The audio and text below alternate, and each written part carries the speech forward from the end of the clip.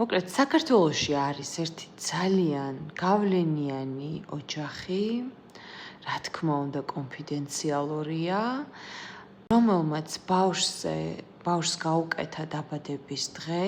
გოგონა არის ძალიან ლამაზი, ძალიან მდიდრულად ცხოვრობენ, ძალიან კარგად ცხოვრობენ და ბავშვს ვიღაცა მიუტანა სათამაშო.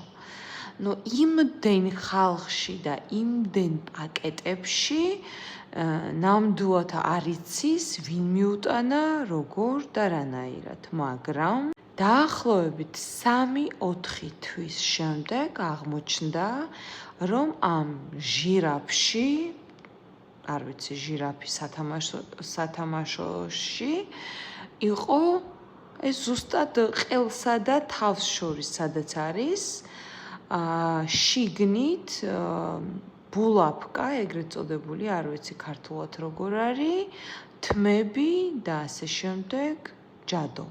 მე ეს არ მიკვირს, იმიტომ რომ ხშირად არის ესეთი შემთხვევები, ბავშვს ჩუქნიან სათამაშოს და შიგნით არის ჯადო გაკეთებული. საიდან მიხვდა ოჯახი?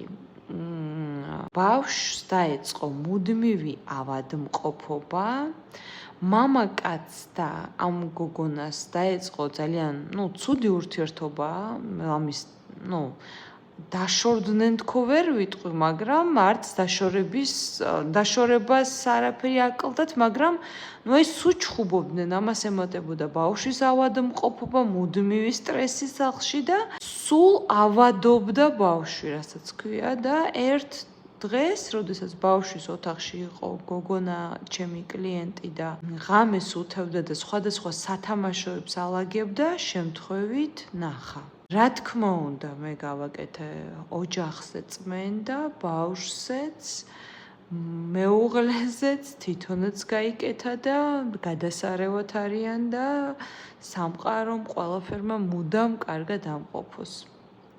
მაგრამ იცოდეთ, რომ ზოგადად, როგორ გითხრათ, რომ საჩუქარი არ მიიღოთ თქო, მაგრამ ვისგანაც არ ელოდებით, იმიტომ რომ იმ დაბადების დღეზე იყვნენ ისეთი სტუმრები, რომლებიც ოჯახის ძალიან ახლობლად აჩვენებენ თავს. ყოველთვის იცოდეთ, რომ ჯადოს გაგიკეთებთ თქვენი შინაური, რომელსაც ძალიან შურს თქვენი. და როგორც მოგეხსენებათ, არც ბავშვს არ დაინდობს, არც დიდს და არც პატარას. გამიზიარეთ თუ გაქვთ ესეთი გამოცდი.